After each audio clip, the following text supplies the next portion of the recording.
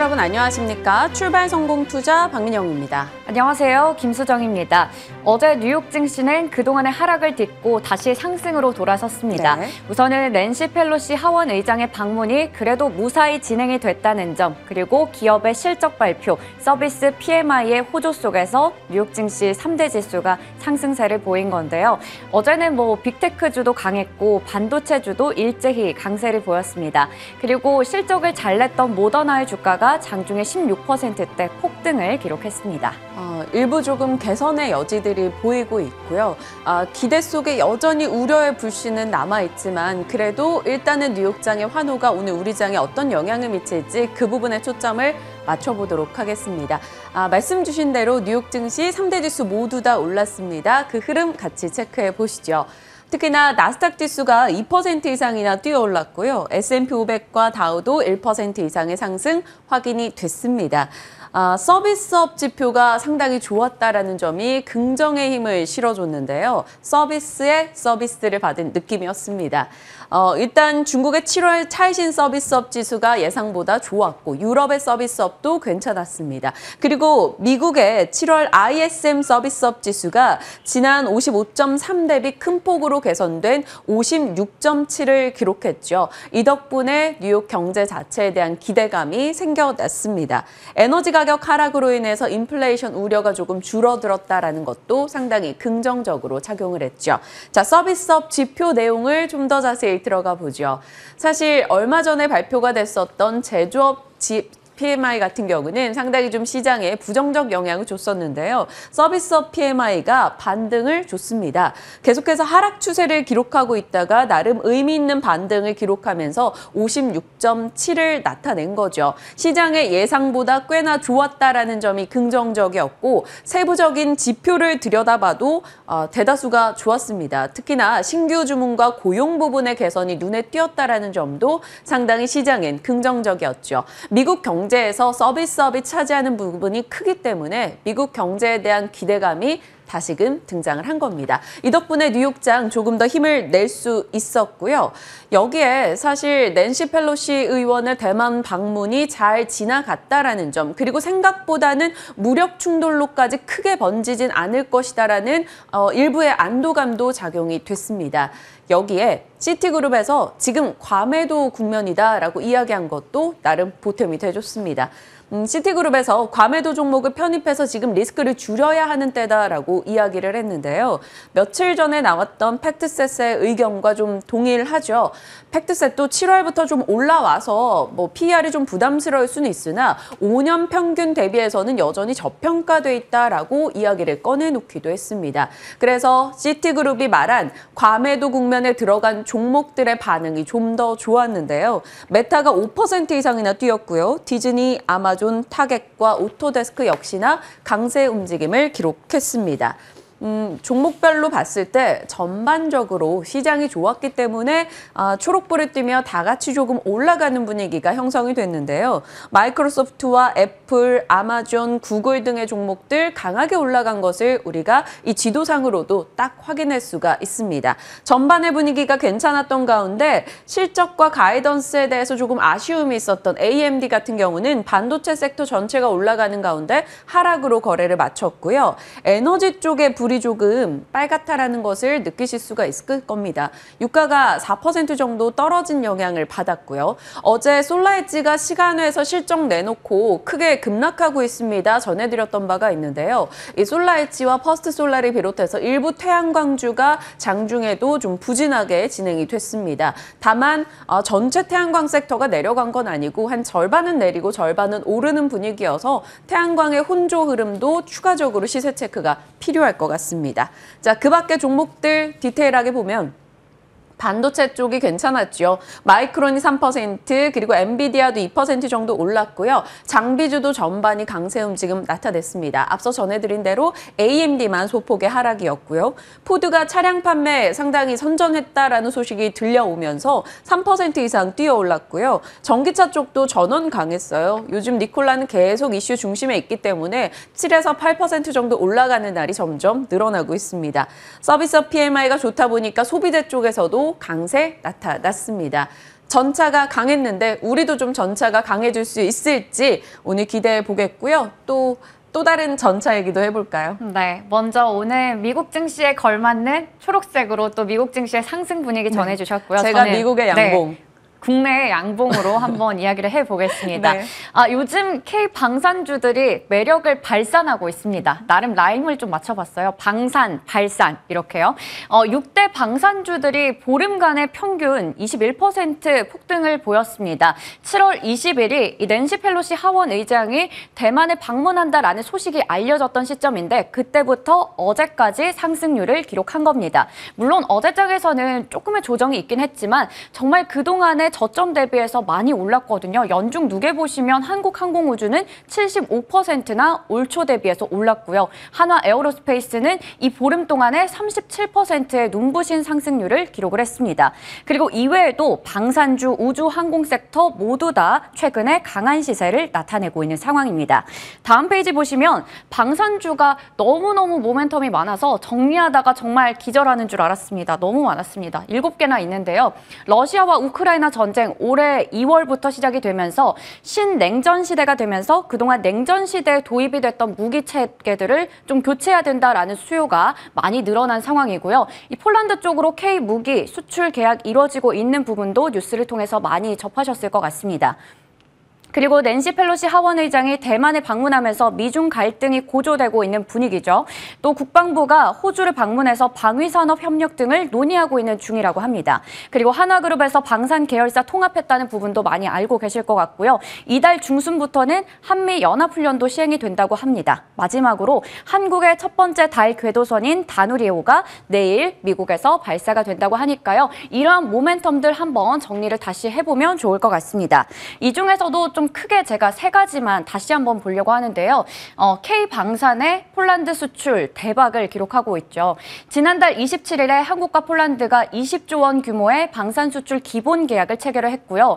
오는 18일이 되면 현대 로템은 폴란드와 첫 본 계약을 체결하게 됩니다. 2030년까지 K2 전차 1000대를 계약할 예정이라고 하는데요. 500대는 국내에서 생산하고 나머지는 현지에서 생산을 할 예정이라고 하고요.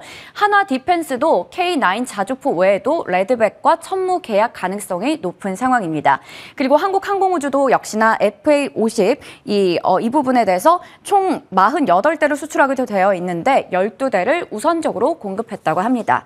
거기다가 이제 지금 뜨겁게 얘기가 나오고 있는 게 바로 낸시 펠로시 하원 의장의 이야기인데 앞서 얘기를 전해드렸지만 일단은 무사히 방문을 했습니다. 8월 1일에는 대만을 방문한다라는 가능성이 나오면서 약세장 속에서도 국내에서 방산주들이 선전했습니다.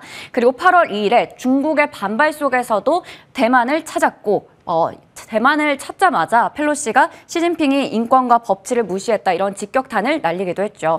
그리고 이에 대해서 바로 또 중국은 반박을 가합니다. 대만의 천연 모래 수출을 금지하는 등 경제적인 보복 조치에 들어갔고요. 8월 4일부터 7일까지는 중국이 대만 포위 무력 시위를 펼치겠다 이러한 얘기까지 전해진 상황입니다. 실제로 이 낸시 펠로시가 방문했던 당일에 중국의 군용기 27대가 대만 해협의 중간선을 넘었었다라는 그런 사진까지 찾아볼 수 있었습니다. 그리고 두 번째, 다음 페이지 한번 넘겨보겠습니다. 그리고 다음 이슈는 바로 이 한화그룹의 소식인데요. 이 소식은 제가 한 3번 정도 정리를 해서 얘기를 드렸던 것 같아요. 이와 관련해서 한화그룹주들이 계속해서 강한 움직임 나타내는 가운데 한화 에어로스페이스의 주가는 6거래일 연속으로 오름세를 나타내면서 2016년에 기록했던 전고점을 경신한 상황이고요. 이외의 종목들도 계속해서 지금 전고점을 경신하는 모습이 포착이 되고 있습니다. 다음 페이지 보면 이 증권가에서는 방산주들에 대해서 추가적인 상승 가능성이 어느 정도의 무게를 싣고 있는지 찾아봤는데요. DB금융투자와 유진투자증권에서는 한화 에어로스페이스를 좀 더 좋게 보고 있었습니다. 똑같은 얘기죠. 한화그룹의 재편에 대해서 최대 수혜다, 그리고 밸류에이션이 높아졌다라는 부분을 얘기하면서 목표 주가 각각 8만 원, 7만 6천 원으로 상향 조정했습니다.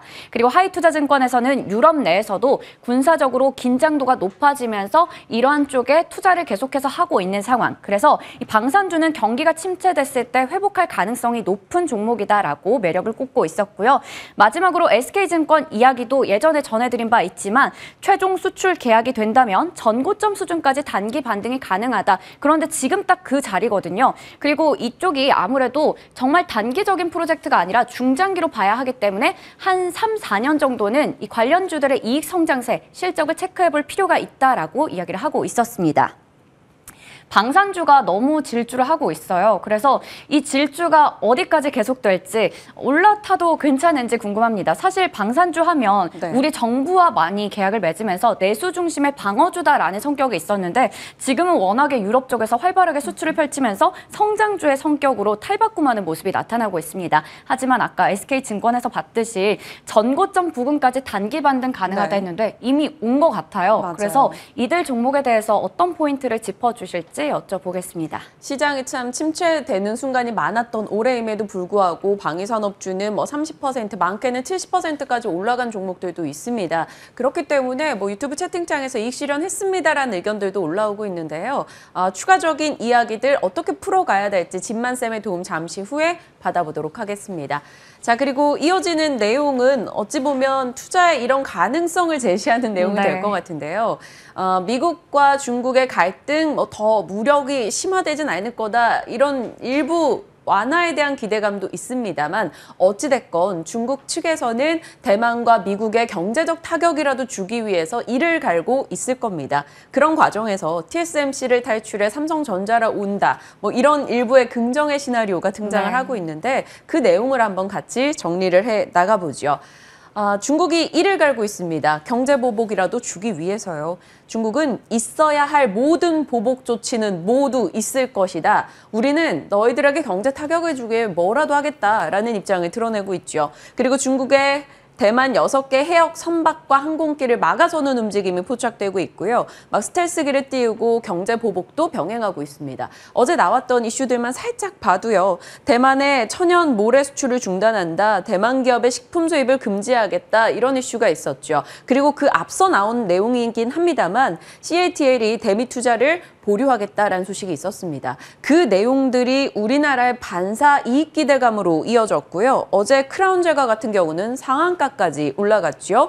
그리고 CATL 이슈로 인해서 2차 전지 쪽이 반사 이익 기대감의 상승세가 포착됐습니다. 어제 어느 정도 움직임을 보였는지 넘겨볼까요?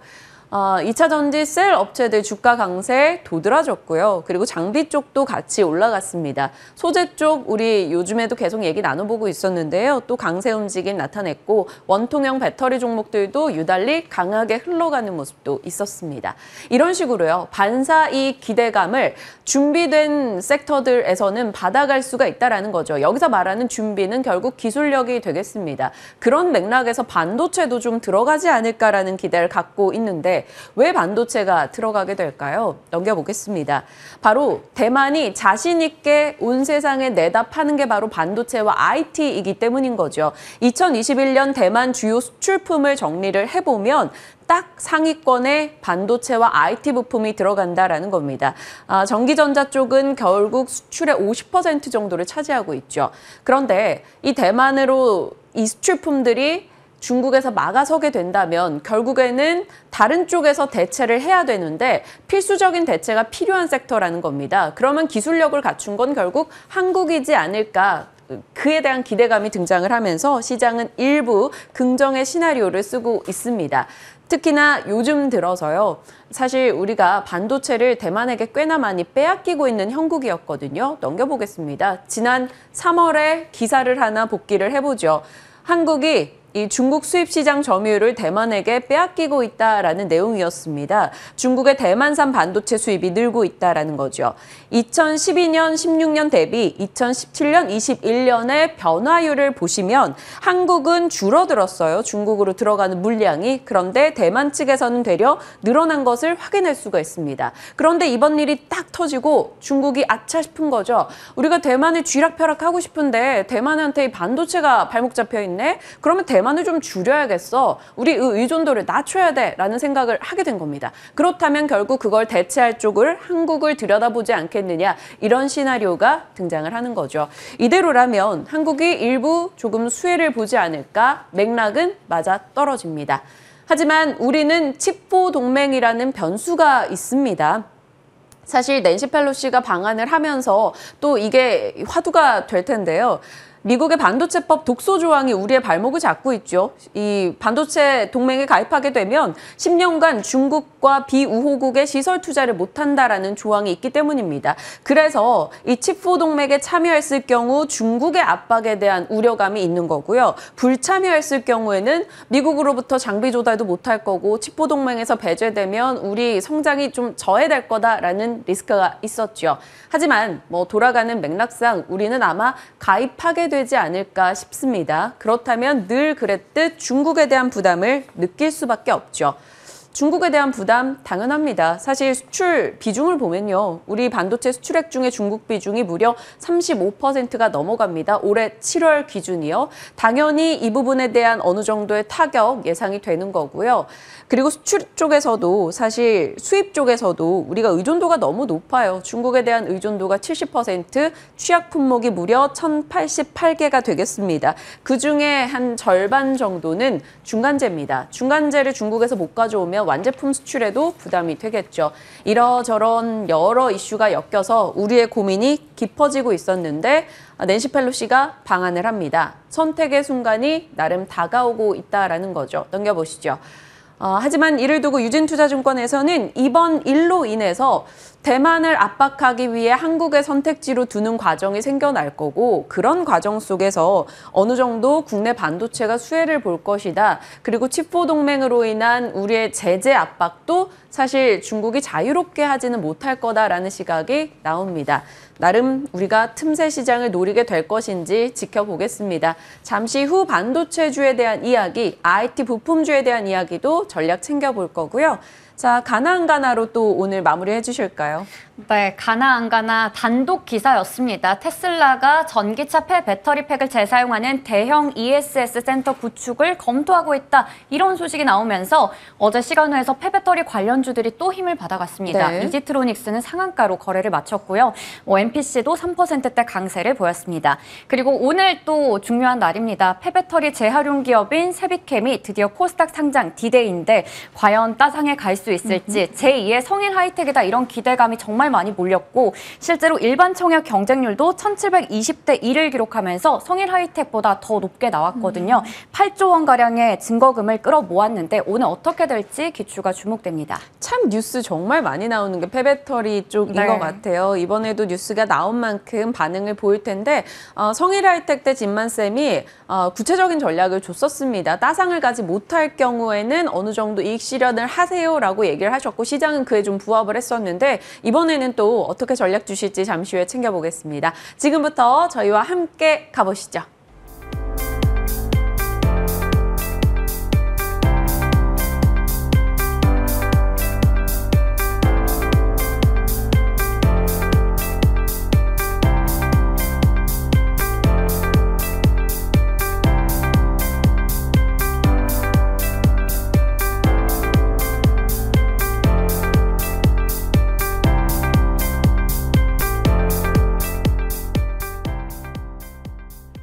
네, 시장에 대한 이야기 풀어볼게요. 뉴욕장이 오르니까 그래도 웃으면서 전략을 챙길 수 있을 것 같습니다. 진만쌤 자리하셨습니다. 어서 오세요. 네, 안녕하세요. 네, 뉴욕장 분위기 좋았습니다.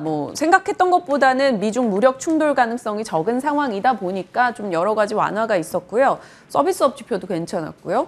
오늘 우리 장 어떤 영향 받을까요? 네, 사실 걱정이 되는 부분은 있습니다. 이제 갭상으로 시작을 하면은 또 이제 그 갭을 메우러 가는 또 수많은 과정 안에서 화끈하게 오르지 못했다라는 게 사실 그간의 조금 이제 걱정되는 요소이긴 합니다. 지금 보시면은 7월 20일 이후에 코스피 지수가 1% 이상 상승한 적이 없었습니다. 그래서 굉장히 미약하게 위로 가긴 하지만 그래도 이제 위로 간다는 거에서 위안을 삼았지만 오늘은 일부 좀 기대를 해봐도 될 것 같은 게 어제 장에 외국인 수급이 너무 좋았습니다. 너무 이렇게 사줘도 되나 싶을 정도로 현물과 선물 매수세가 동반이 되었고요.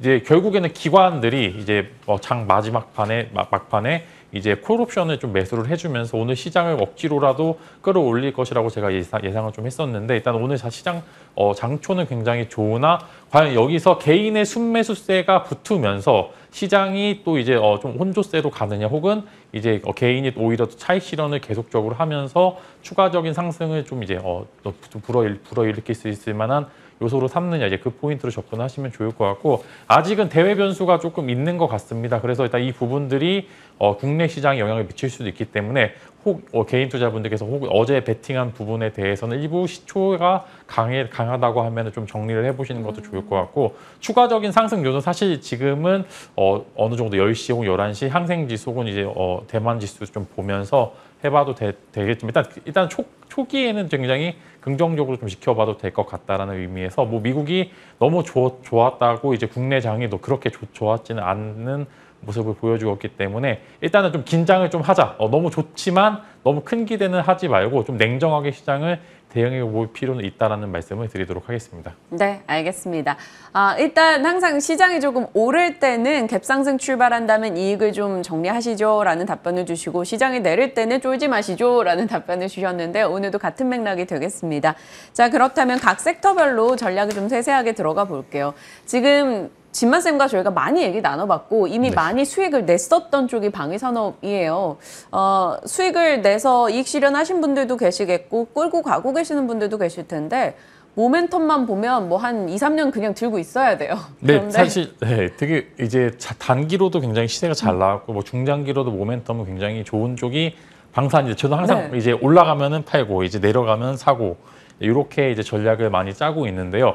근데 이제 조금 수급 자체가 다른 것 같습니다. 보면 이제 이제 방산의 대표 주자라고 할 수 있는 세 종목이 있죠. 뭐 이제 한국항공우주, LIG 넥스원, 하나에어로스페이스 이제 세 종목이 보통 고점에서 가면은 이 정도 수급까지는 이제 동반이 안 되는 모습을 많이 보여주고 있었는데 이번에는 전고점을 계속적으로 돌파할 수 있을 만한 그런 수급들이 나오고 있습니다. 그래서 여기서 만약에 돌파가 되게 된다면은 다음 윗채널로 갈 수 있을 만한 요소는 충분히 있는데 하지만 여기서 좋다고 다시 덜컥 들어가기에는 다 좋은 거는 너도 나도 알고 이제 다 알고 계신데 다만 주가의 부담은 존재를 하고 있습니다. 그렇기 때문에 신규 매수하기는 그렇게 매력적인 자리는 아닌 것 같아요. 여기서 만약에 올라봐도 5%에서 10% 내외의 상승률이 있는데 상승 확률을 좀 계산을 해보면은 그래도 차익 실현 매물이 언제든지 출회할 수 있을 만한 위치이기 때문에 저는 신규 매수하기에는 그렇게 좋지만은 않은 상황이다. 그러나 밑에서 정말 잘 이제 매수를 하신 분들께서는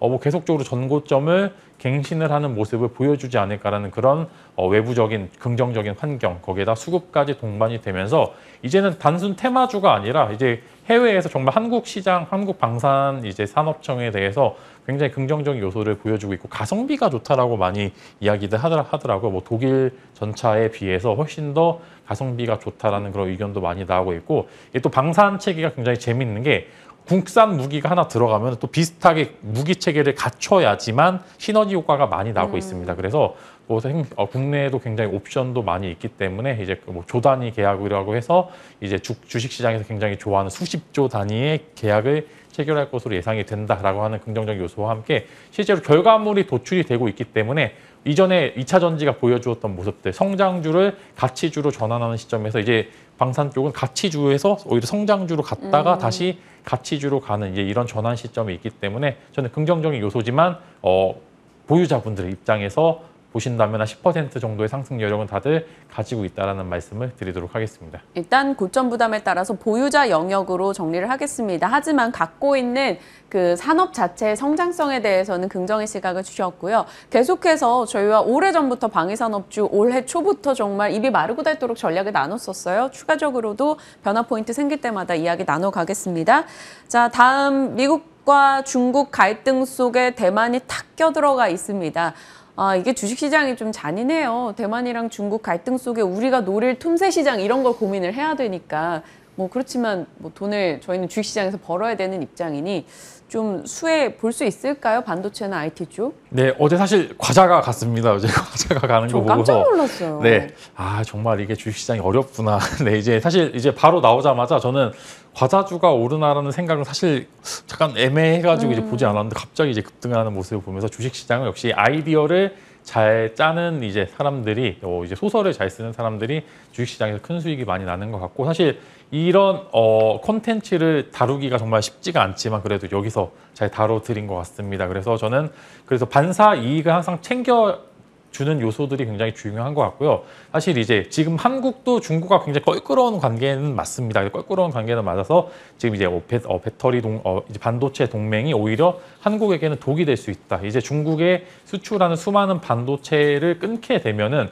하이닉스나 삼성전자 같은 이제 반도체 업체들은 타격을 입을 수도 있겠구나 했는데 중국 입장에서는 한국보다 대만이 더 싫은 거예요, 이제는. 그렇죠. 그렇기 때문에 오히려 대만 쪽에서 수입하던 항목들을 한국으로 돌릴 수밖에 없는 요소. 왜냐하면 중국 자체에서 생산할 수 있을 만한 요소는 그렇게 많지가 않습니다. 뭐 당연히 원자재 정도는 수입을 할 수 있겠으나 그러나 완제품에 대해서는 한국이 훨씬 더 이미 점유율을 갖고 있는 시점에서 지금 최근에 보시면은 대만이 업체들이 한국을 좀 제치고 중국 내에서 점유율을 많이 놀리고 있습니다. 근데 이 부분들이 전환이 되는 시점이 될 수도 있기 때문에 오히려 반도체 동맹으로 좀 껄끄러운 관계를 이제 한국 입장에서는 나름 해소할 수 있을 만한 좋은 시점이라고 말씀을 드릴 수 있을 것 같기 때문에 굉장히 대만과 중국의 사이에서 틈새 시장을 공략하기 좋을 수도 있다. 오히려 어제 사실 이제 주가의 흐름은 굉장히 좀 어렵기는 하지만 어제 과자주가 올랐던 건 사실상 테마주지만 정말 긍정적으로 좀 이제 지금 보릿고개잖아요. 디램이 계속적으로 재고가 쌓여 있다라는 그런 기사들도 많이 나오고 있는데 오히려 이번 기회에 중국에서 주문을 확 늘리게 된다면은 단기적으로 겨울을 좀 따뜻하게 날 수 있을 만한 요소들이 있기 때문에 한 번 정도는 이런 포인트로 투자 아이디어를 짜시는 데는 굉장히 도움이 될 거다라는 말씀을 드리겠고요. 이제 반도체와 카메라 모듈 정도는 한 번 정도 집중해 보시면 좋을 거고 최근에 대만이 한국의 점유율을 앞지른 그런 이제 두 섹터이기 때문에 한번 관심을 가져보시면 좋을 것 같고 이제 반도체 같은 경우에는 기술적인 위치에서는 가온칩스가 최근에 상장하기도 했고 최근에 반도체 반도까지만 나와도 가장 탄력적인 모습을 보여주고 있기 때문에 가온칩스 한번 관심을 가져보시면 좋을 것 같고요. 그다음에 카메라 모듈 관련주 최근에 아이폰의 성장세가 이제 생각보다 이제 강하다라는 그런 이야기와 함께 LG 이노텍이 상승을 많이 한 모습을 보여주고 있는 삼성전기는 아직도 키 맞추기를 못하는 것 같습니다. 근데 테슬라 관련해서 재공시가 이제 8월 5일 날 이제 내일 나오게 되기 때문에 오늘 해서 한 번 정도 탄력적인 모습을 보여줄 수 있기 때문에 이제 한번 삼성전기와 그 밑에 관련주들 한 번 정도 집중을 해보시면 좋을 것 같습니다. 반도체와 카메라 모듈 쪽에서 우리가 반사 이익을 조금 기대해 볼 수 있다라고 얘기를 주셨고 조금 압축을 해본다면 가온칩스와 삼성전기 언급을 주셨습니다. 언제나 뭐 반도체는 겨울이 온다는 얘기밖에 없는데 이번 이슈로 인해서 우리 쪽에서 물량이 좀 늘어나게 된다면 뭐 겨울에 핫팩 정도는 돼주지 않을까라는 생각이 듭니다. 지켜보겠습니다. 가온칩스와 삼성전기 기억하며 이제 진만 스픽으로 들어가 보도록 할게요. 어떤 쪽 주셨을까?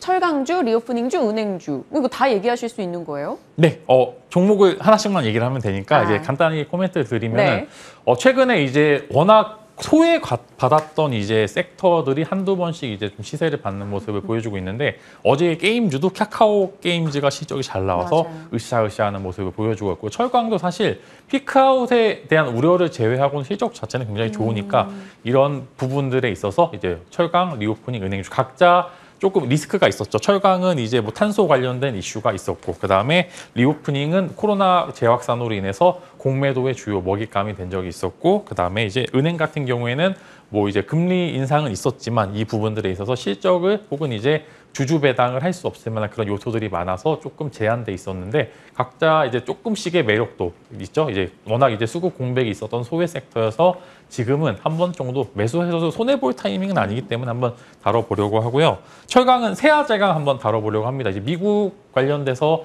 가장 탄력적인 요소들이 많았는데 세아제강도 현재 뭐 기술적인 위치 혹은 그 다음에 이 섹터 자체가 워낙 이제 수급 공백이 있기 때문에 세아제강 한번 정도 공략을 해보시면 좋을 것 같고요. 이제 리오프닝은 GKL이죠. 카지노 관련주인데 어제 실적이 잘 나왔습니다. 실적이 잘 나와서 오히려 바닥에서 한번 정도 강하게 지금 올라오는 모습을 보여주고 이전에 제가 리오프닝 주들이 이제 공매도 잔고가 굉장히 많아서 한 번 정도 관심 가져보자고 했는데 그 이후로 그래서 상승세가 조금씩 나오고 있는 모습을 보여주고 있습니다.